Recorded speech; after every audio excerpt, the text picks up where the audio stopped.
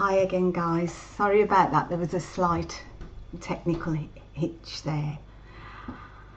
Moving back to what I was beginning to explain to you is with regards to the path that we walk, our subconscious, and how the events in our lives build within the lower subconscious until we reach a certain age when we are in search for life and wanting to understand more of who we are.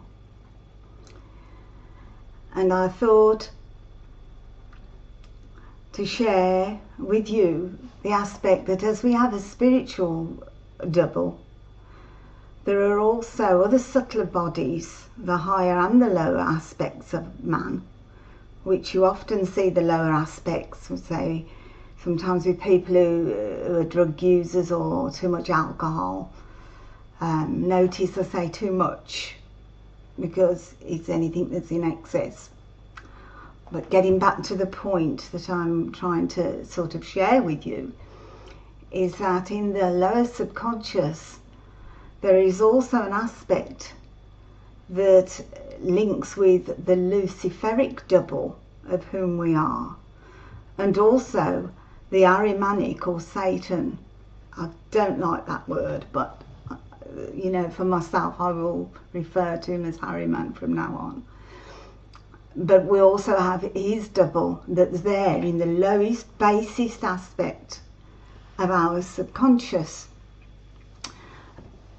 And how you define between the two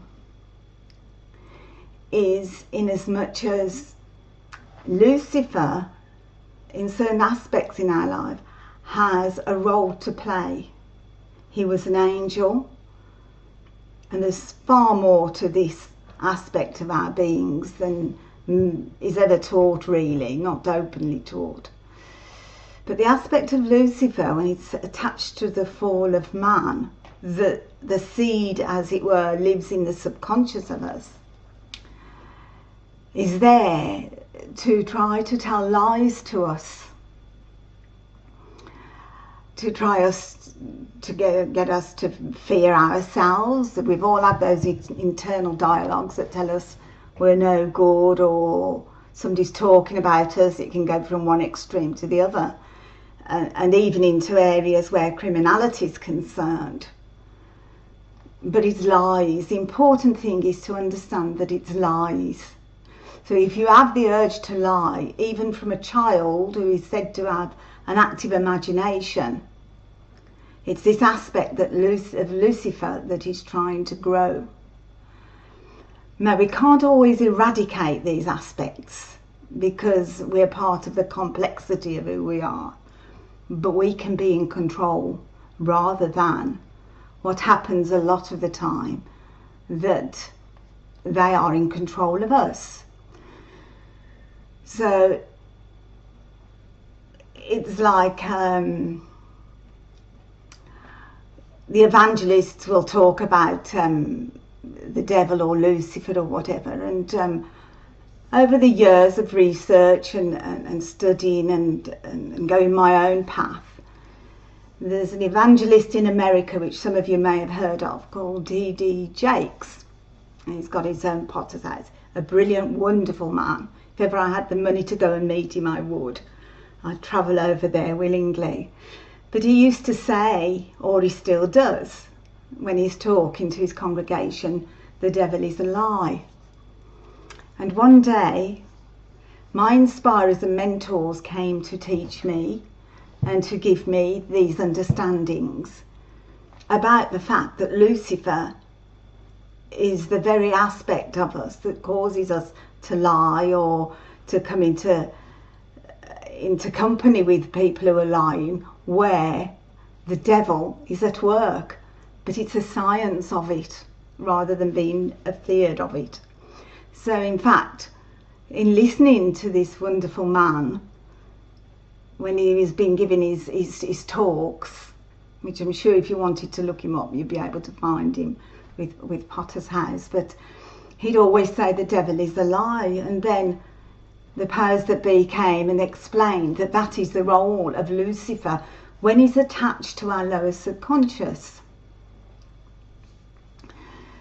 Now, where Ahriman, or Satan, is concerned, he also has a double.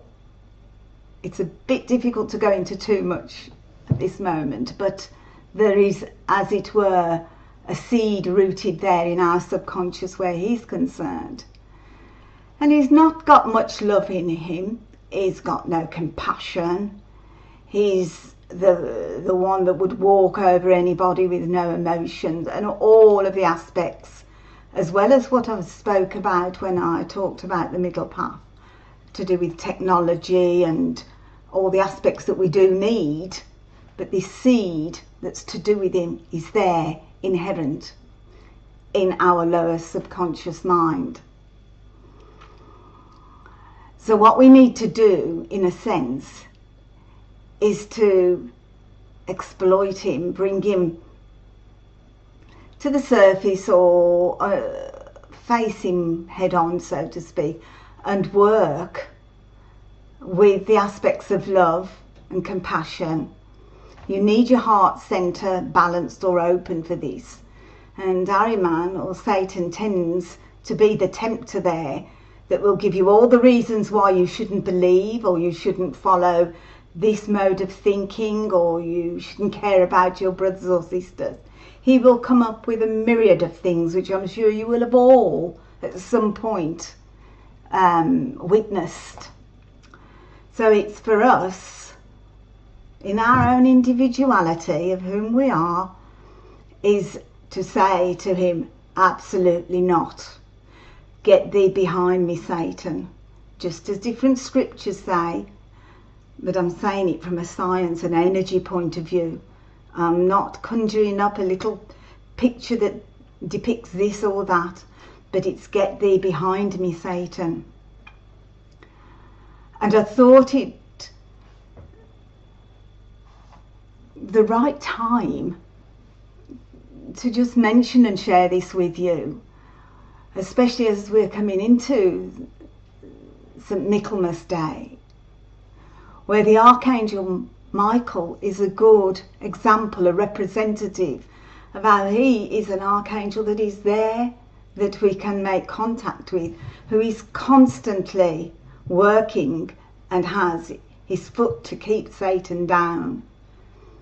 When it is St. Michaelmas Day, the 29th of September, in the ethers, or the invisible worlds, between the moon and the earth, there is always a face-off, an argument, a fight between the Archangel Michael and Ahriman.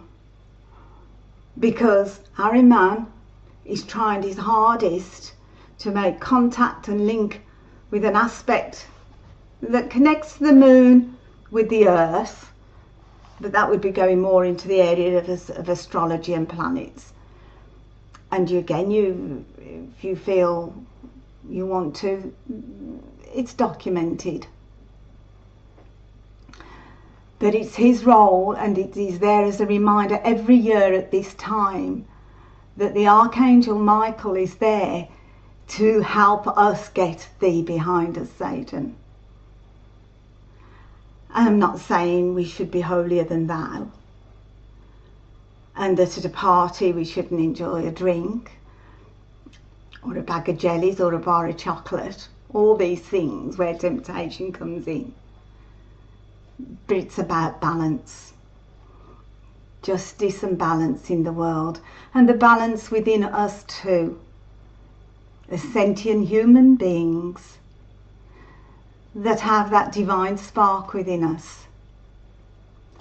When we can confront those two aspects, those two seeds in our subconscious mind, and say to ourselves on off days, bad days, the devil is a lie, or get thee behind me, Satan, or Ahriman,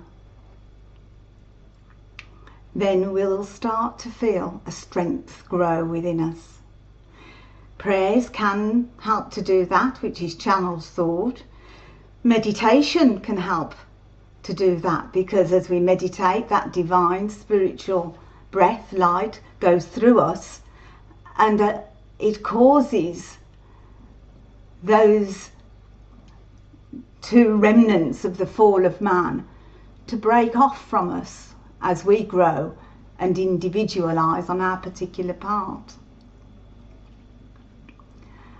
And sometimes if we have rough periods in our lives, which those who are on a path will certainly understand what I'm saying with this, then you'll feel them tempting and coming round, or you'll feel that you can just tell this little white lie in this area or tell this bold lie in another area.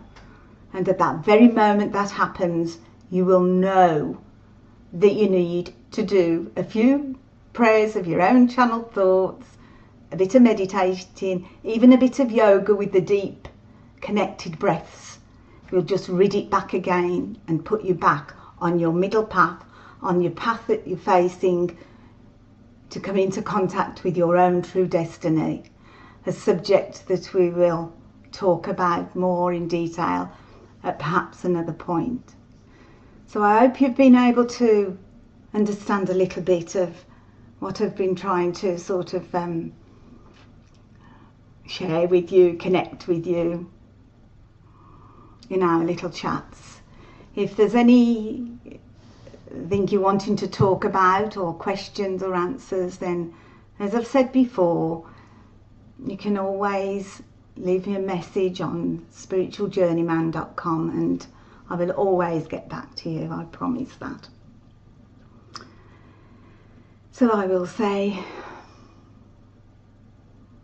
lots of love to you all, and thank you for being there and for being you too. Bye.